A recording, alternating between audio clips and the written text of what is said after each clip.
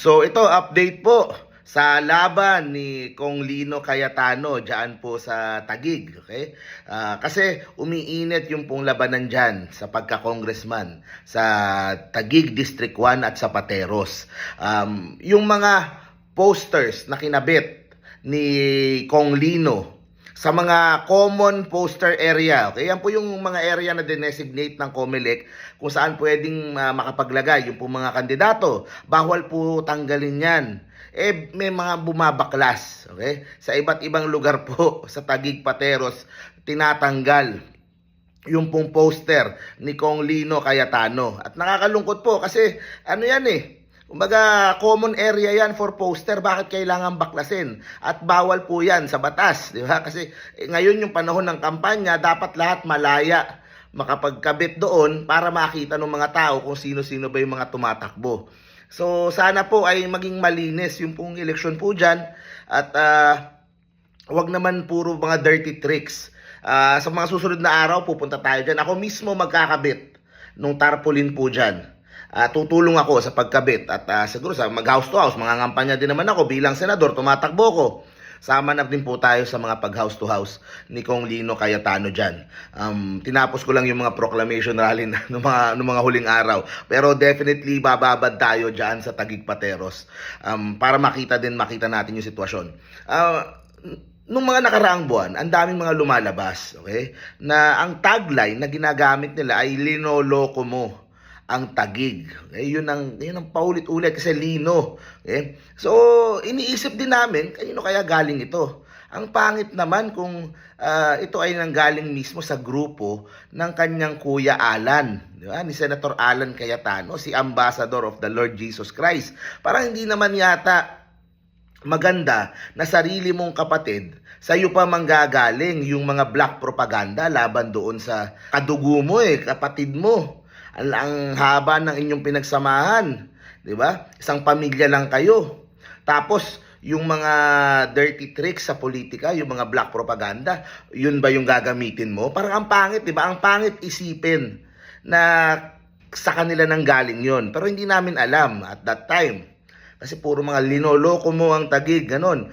Pero ito, merong mga lumalabas na video ngayon na galing mismo sa bibig nung ito yung kandidatong inendorso ni Senator Alan na kalaban ni Lino ngayon, si Kong Ading Cruz. Okay? Sa bibig niya na mismo nanggaling kung ano po yung lumalabas sa mga memes, sa mga trolls, kung ano yung direksyon ng kanilang atake kay Lino, yun na din yung lumalabas sa kanyang bibig mismo. Ito yung video na nakunan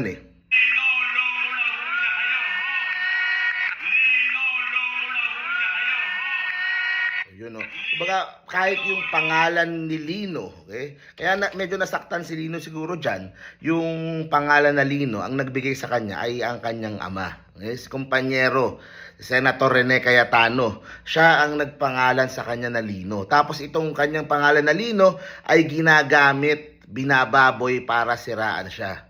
Okay? Nitong si Kong Ading Cruz, 'di ba? Na parang kasabay din ng mga ibang mga trolls. Kaya kumbaga mapapaisip katuloy, 'di ba? Anong klaseng kapatid na hinahayaan mo na yung mga kaalyado mo, yung mga tao mo? Kasi itong si Kong Ading, para sa mga hindi nakakaalam, 'di ba? Yan ay talaga, bata talaga yan ni Senator Alan. So para siya mismo na babuyin na gano'n yung pangalan ng sariling kapatid ni Senator Alan, hahayaan lang ba niya 'yon? 'Di ba? Will he allow that? Hindi ba pwedeng puro positive campaigning na lang? Sana po ay puro mga ideas na lang yung pong pag-usapan, 'di ba? Sabi nga ni Kong Lino, kung posible sana magkaroon sila ng debate para pag-usapan yung mga issues sa Taguig at sa Pateros para marinig ng mga tao mismo. 'Di ba? Sino ba ang best na magre-represent sa Taguig Pateros? Kumaga, hindi pinag-uusapan dito yung apelido, isang tabi natin na Cayetano, itong si Kong Lino, di ba? Ang pag-usapan natin yung ideas, yung kakayahan, yung talino at yung husay ng mga tumatakbo. Di ba? Maganda sana ganun yung mangyari pero parang ayaw doon sa kabilang kampo at mas ginugusto nila siguro na siraan na lang at sabihin na lang linoloko mo yung mga taga-Taguig. Yun nga eh. At meron silang parating linya na sinasabi na si Lino ang umalis sa pamilya. Okay?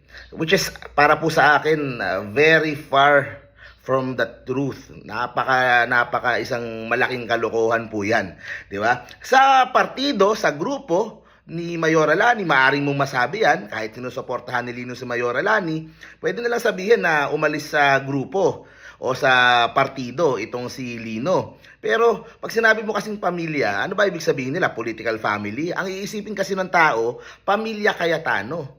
Paano mo aalisin si Lino sa pamilya Cayetano? Eh siya ay isang true-blooded na, kumbaga anak siya ni kumpanyero. Di ba? At walang problema between Lino and the rest of the family. O sa nanay, sa mga kapatid. Di ba? Talagang may tampuhan lang sila nitong si Senator Alan. Ang nangyayari naman sa lahat ng pamilya. Minsan hindi nagkakaintindihan yung magkapatid. Pero mahal na mahal ni Kong Lino yung buong pamilya niya, kahit si Senator Alan, di ba? Kahit may tampuhan sila. Wag naman sanang umabot sa punto na parang dahil sa away politika na ito, kumbaga si Senator Alan pa yung mag-uudyok sa mga kapamilya nila na, uy, tablahin nyo si Lino, uy, wag nyong pansinin yan, uy, lumayo kayo dyan. O, kumbaga pinapapili yung pamilya kung kanino kakampi. Ang pangit nun, di ba? Nangyayari yon sa mga ibang pamilya, hindi lang naman sa kanila. Pero ang pangit tignan na pag may dalawa kayong may away, maghahanap ka pa ng maghahanap ka pa ng karamay mo at kakampi mo. Magkakampihan kayong mga pamilya. 'Yun ang hahati sa pamilya. Di ba? Hindi itong ito away politika lang 'yan. Pagkatapos ng eleksyon, may mananalo, may matatalo, di ba? Pero magkapatid pa rin sila. Di ba? Magkadugo pa rin kayo, Cayetano pa rin kayo lahat diyan. Sana po ay habang panahon ng kampanya, let's stick to the issues, 'di ba? Para at least kahit papaano maybe after the elections magsimulang magkaroon ng healing diyan sa dalawang magkakapatid at kumbaga maiwasan na yung issue sa mga Cayetano kasi kumbaga nakakaapekto na dami nang naapektuhan, hindi lang naman si Lino at si Alan. So yun, thank you very much po. Abangan nyo po ako dyan sa Taguig at Pateros. Mga ngampanya tayo. Ilalaban lang natin to.